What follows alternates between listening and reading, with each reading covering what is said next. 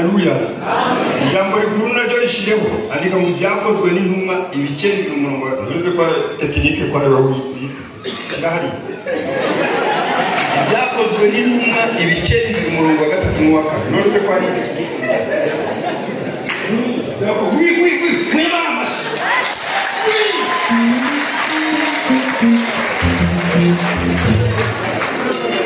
ariko hano abantu rwanda mutereza uramuvuze ati nuko mvuye mbere ukana atari kuno habize ubwo rero tukavuze ariko hano hantu hateye imbere pe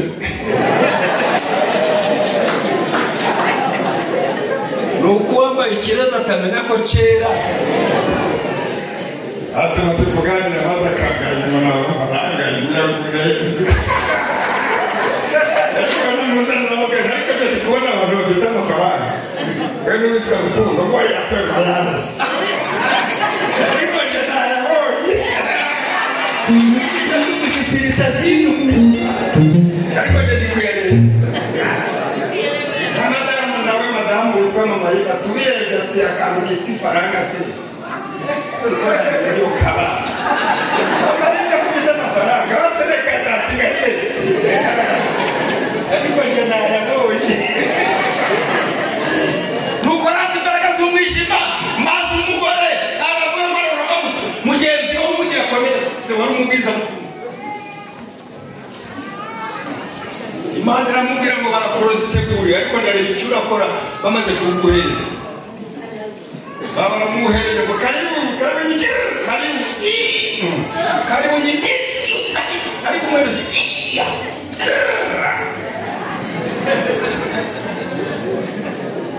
Kristiina aramubaza tundogeye iki kunoze muri ko kuki umuntu abakira mu mwuka ngo mwagire ngo mukazana muri atoya umpoye iki Kimino kimbete wasomaho yukunga oya urandoze mbira niwe wasoma arafashwe neza aramuzulege kimurogeye ngo nawe aruje ngo ari wihonanje ngo wari wihonanje ngo nawe usije bikora kari ngo birete umugabo wawe ngo aho wagendeye mu mazi y'amezi 3 ngo ahora guhangayikiye ngo nta n'uwaje kukiganiriza ngo kimumve urukundo ni kuvuga umugore yaragiye kuko naje no wa mugabo wasigaye kandi yari umusirikare ntawe baturanye waza kumuganiriza ariko maze ngo usigere yogende rubura ngo ntabwo rukumbuye umugore nkumweki nkumbuye wanjye nkumbezeho ubwira umugabo w'abandi bakumbuye umugore cyangwa umugore w'abandi bakumbuye umugabo birakurora kunusi nje wangu ngwirede ngo aho waragendeye ngo sigara hangayitse kuri ko njwanje ngo araniga ngo rikangera ninje gutumaga ngo wakunigeze abantu burenda bagenda ninje wagutumye ngo wabara kuniga nakumvikanye ukamugambira nawe kutumna nkuko kwita kwito arangije mubaza ngo mbese waguha wagumwa ngo ariko muzingo n'uburuzi muzingo burasanzwe Koma tari kubyumva byo mu byake ngo muzise ngo burasobanura atese kumeze atu ubumwe yatokukanya mara yahita amanuka akabyose agatera ati ngaho ngende meze mwabiya atamenya mo biragurumana aravuga ati nje mabugo ariko ntabwo meze nka iyo umwana we ari kuba bari murozi umvikane mbese umuntu akoroze nawe ukamuroga ugasuka no mu nkono ye abana bakaburyaho ngo nawe uburoga aborozi baraba benshi none wewe uburoga ariko kubera gukeka urukundo ntibikeka mwese cyubahiro nurubara byose bizera byose bigira byose nikutabara urapoteye uburoga ariko nawe uraroga uretse ko umva yarange kugomba kumushubije ko yaramubere iki uyu uraroga pe mushumba rero izi ngingo zangingo rata zangingo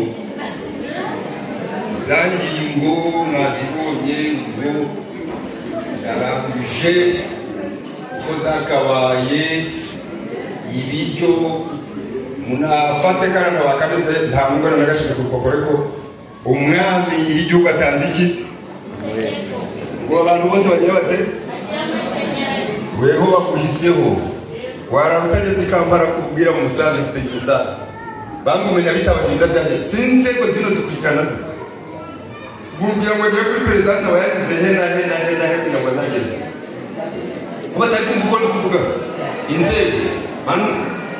inzego zikurikirana hano haheraye gute kugera kwa president ngwino hano mbese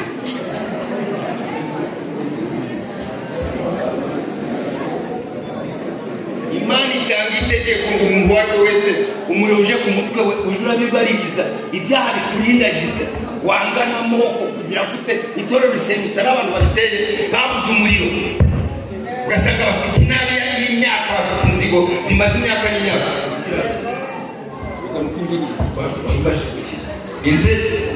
inzego kuva eshero hano kugira perezida nyir'igihugu nyakubahwa batanze itegeko ngo umugore abone amashanyarazi noneho bayakwiye batangira kwa barozi bayaheza hasi hasi niyo barozi bakurikira Karimani noneho bakagira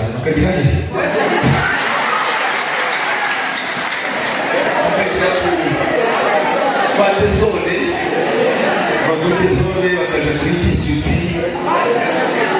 president ndetse akari ngapi tukaba turi muri Rwanda ingapi turi mu gihugu ira mu banyakore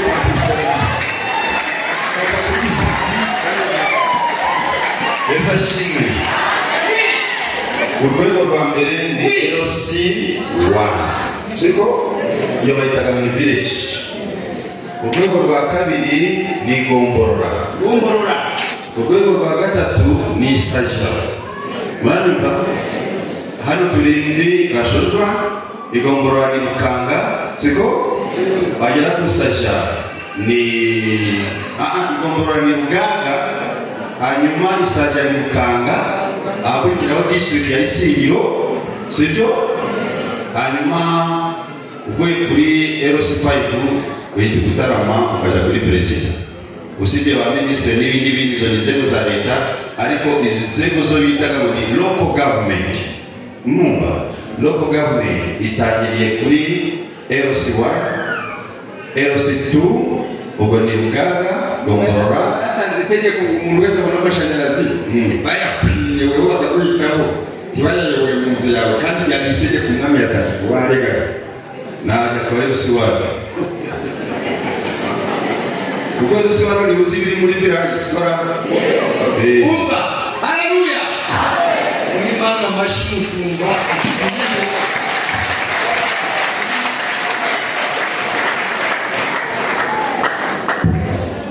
umwami atanze itegeko mubona amashanyarazi uri mu kizigo kukunetsa muri gucanisha amakara kandi abandi bagira batya uracyafite utudobo muzakana tw'utudobo amatara yo gusukamo peteroli baratanze itegeko so umuriro wasudira inzugi kandi inzugi cyangwa muri gucinya ngo uwo muriro ibikara byawusudira wasuka amazi mu ndege ikaguruka umva mwarakoze kunyakira Imana irayigisha amashimeke haleluya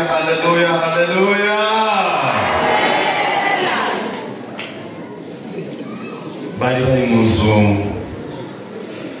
bifungiyemo siko ariko Yesu yarababwiye ngo muje ahantu hamwe murindire imbaraga z'umwuka wera bari mu nzu bikingiranyijemo umwuka wera kandi ngo bahuje ikiyeme umutima ngo umwuka wera arabatungura ngo maze bose baboneka ururimi rw'umuriro ku mutwe kandi muzi ukuntu ko byabaye umwe yabonaga ku wundi ariko akareba ntabwo bugeze akibwira ko utamuriho ati ko ndi kubona we wari ururimi rw'umuriro ati nawe kugufite tugambe amina bisobanura ngo ntabwo umuntu agenda ari kwihimbaza ati yuzuye umwuka wera ariko abandi bawubonamo.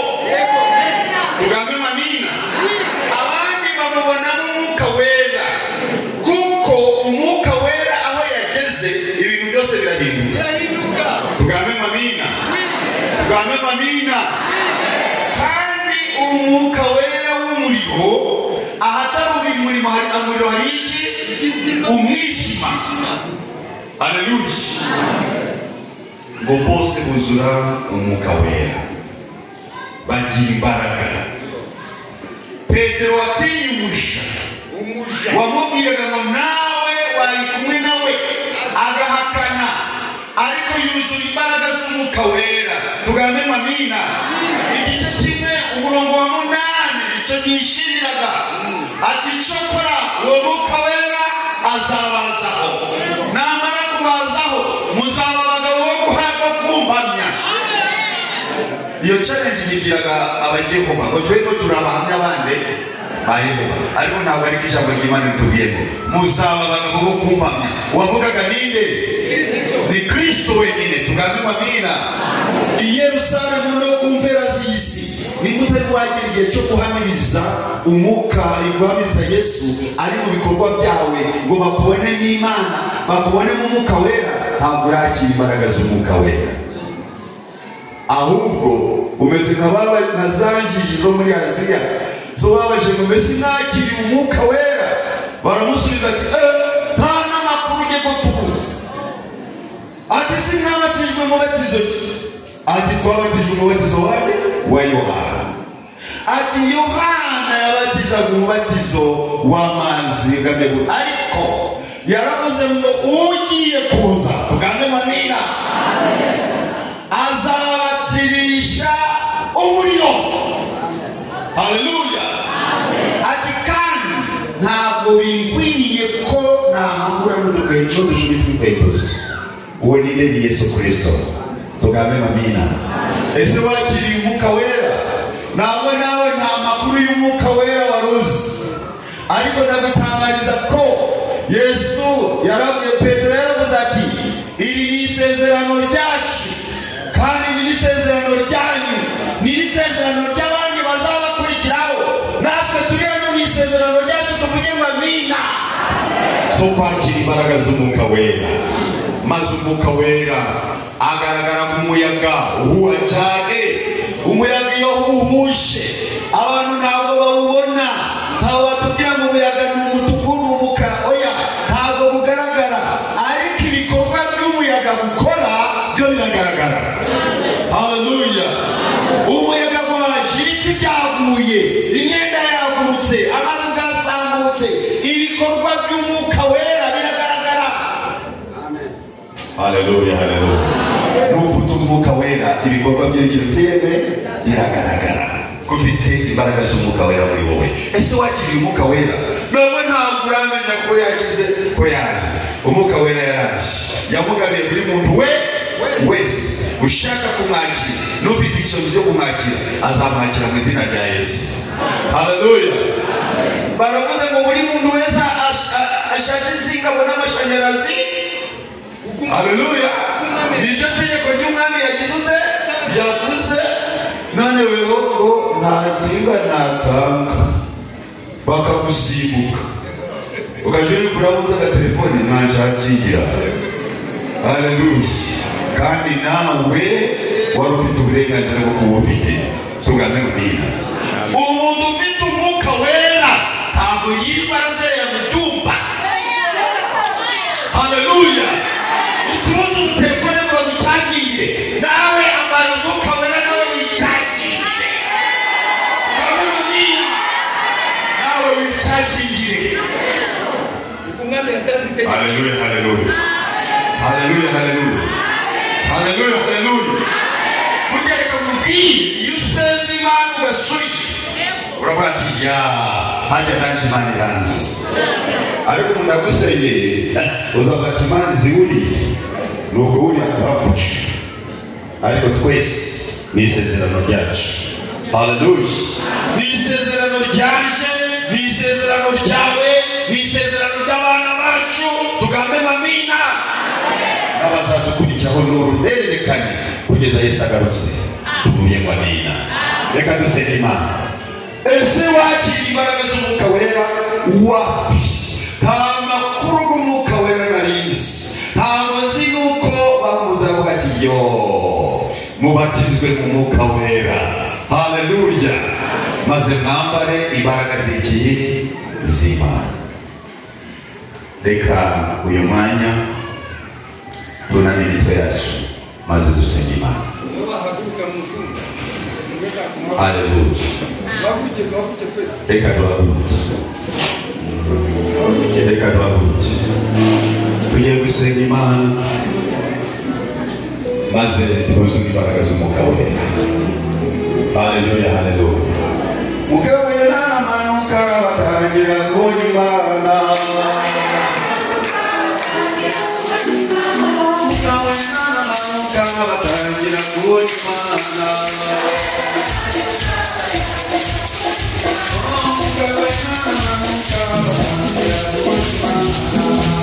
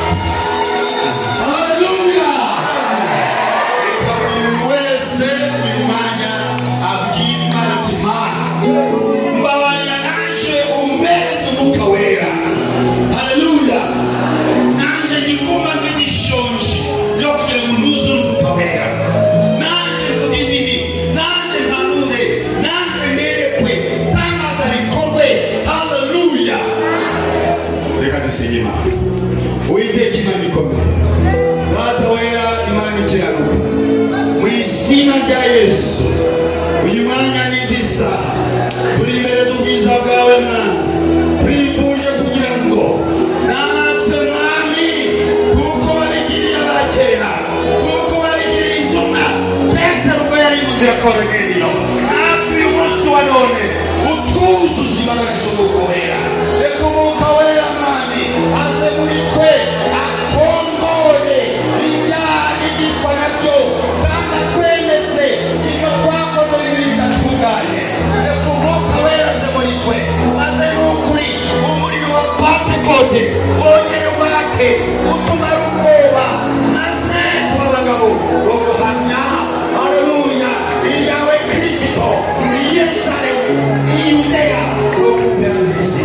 Turakwinginze mwami mu izina rya Yesu Kristo, ndakwinginze muri uyu mwanya kugira ngo itorero ryacu rya Pentekote utumare ubwoba, utumare n'ukuri data kugira mwami isoni, utumare n'ukuri data gushidikanya ahubwo imbaraga z'umwuka wera zuzure muri twese mwami, maze buri muntu wese yuzure imbaraga z'umwuka wera kuko ni n'isezerano rye, ni isezerano rya buri wese yuko mu bihe by'imperuka, mu bihe bya nyuma abana bacu bazuzurira umwuka wera, maze abakobwa bagahanura, abasore bakerekwa, abakuru nabo bakarota inzozi zo mu mwuka, maze ibitangaza bigakoreka, maze abantu buzura no kuri data w'ijana guhamya ubuzima. Bana natwe tugire neza mu izina rya Yesu. Abatarakumenya bakumenye, abatarakwizera bakwizere, abatarakwirira bakwiringire, abafite gushidikanya ubahereze ubushizi bw'amanga, abafite ubwoba ububamare mu izina rya Yesu Kristo. Maze ibimenyetso bigaragaza ko umwuka wera yaje muri twebwe agaragare mwami, ahindura imiterere yacu, asenye ivangura ry'amoko.